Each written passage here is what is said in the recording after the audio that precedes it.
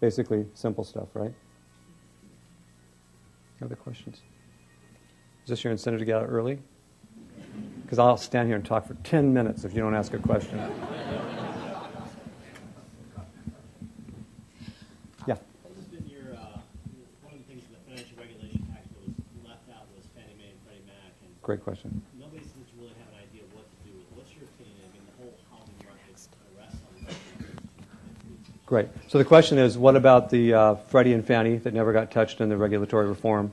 We call them GSEs, government-sponsored entities.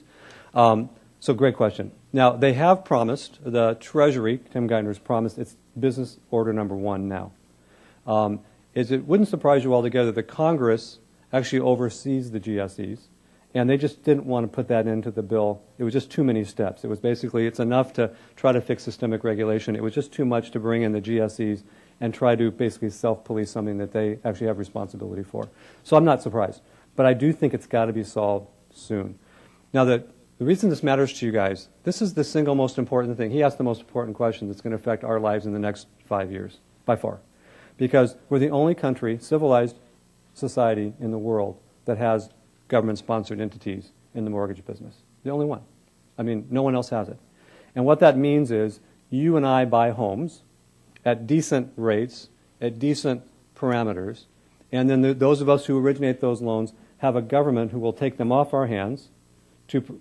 Oh, I thought that there was a noise like the end of the meeting. The government will take them off our hands, hold them basically in their vault, while we have now the ability to go do more.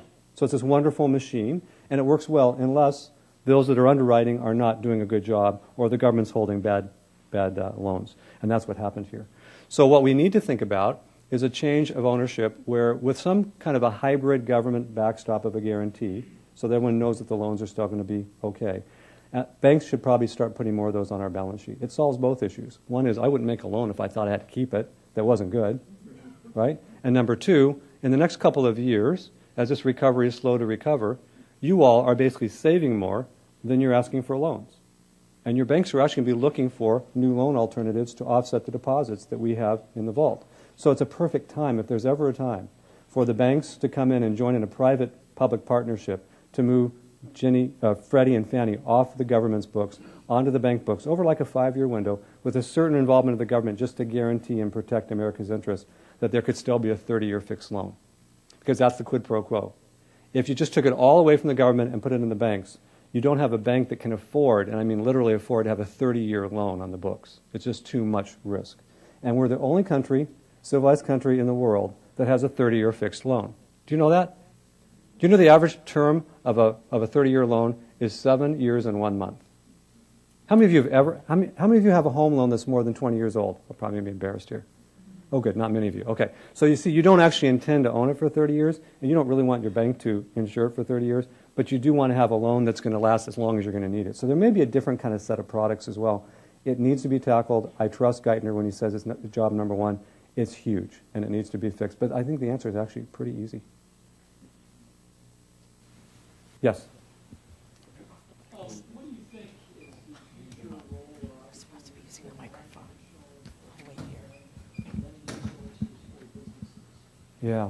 So non-traditional sources, we'll start with private equity, super high place in the world for that because these are folks who have different time parameters, different risk tolerances, and I think are going to be the big part of the magic of the recovery. I really do. And that money's on the sidelines waiting for the right deal. I think some of the other non-bank entities are going to now become looking like banks because one of the things that reform did is virtually bring everybody under the same regulatory umbrella. So you won't see a real distinction of a broker trying to work under a different set of rules than a bank employee who's also trying to bring in a real estate loan. You'll see them look a lot more like each other. So that distinction will be kind of hard to find. What's worrisome is people are clever, and there's going to be new businesses and new loopholes and things that will work around the laws that were just set and do things to enhance certain people at the harm of others. And that will never change. And so we have to be very diligent on, is watchful that there isn't that ability to kind of recreate a secondary banking market that would otherwise put us in harm's way, which is kind of what happened here in the first place. So I think there's a role, but private equity, hug your private equity. And in this town, there are some that you really are going to see are going to make a difference in your future because these are the folks who know how to make investments. They've got a long, I call it a runway of patient money where they can get in with the company invest in it, watch it take 3 to 4 years before it even breaks even. But when it's done and up and running, you will be the great benefactors of an amazing company. And even banks don't have that kind of a tolerance for that kind of a time frame. So private equity is a big linchpin to this possibility. Yeah, today there's many people that think short term. How do you convince people to think long term? Boy, I should be asking that back, because I just gave you that idea, right, that you have to kind of put to the side your near term. I think this is one place where gray hair, and whether you color it or not, is probably worthwhile. I mean, look at it, guys. Those of us who in this room is over 50 years old or will admit it? Okay. All right, good. This is our liars. Half of you are liars. This is our time. This is our time to be heard.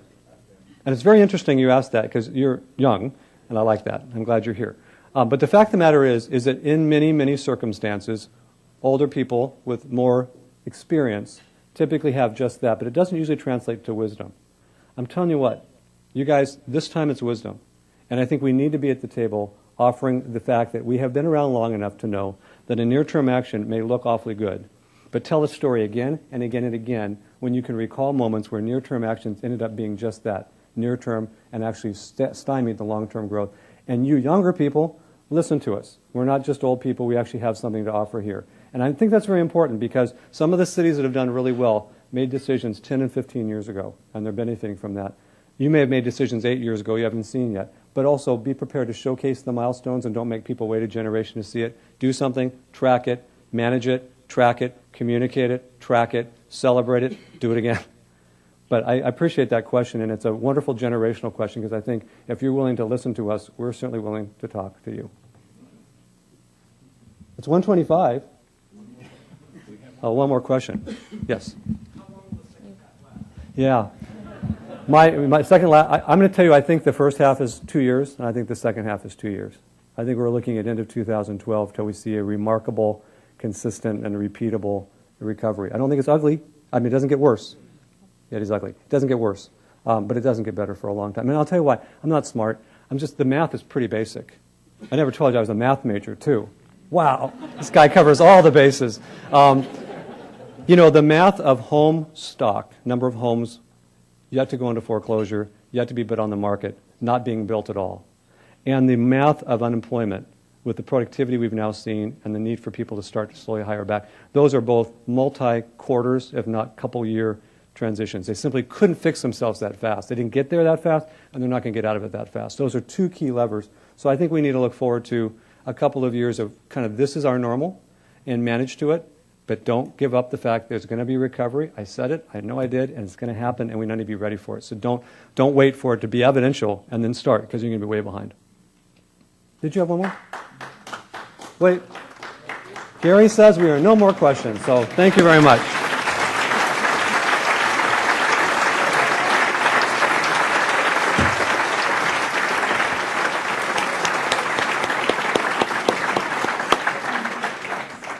Today at the City Club, we've been listening to a special forum featuring Richard K. Davis, Chairman, President, and CEO of U.S. Bank Corporation. Thank you, Mr. Davis. Thank you, ladies and gentlemen. This forum is now adjourned.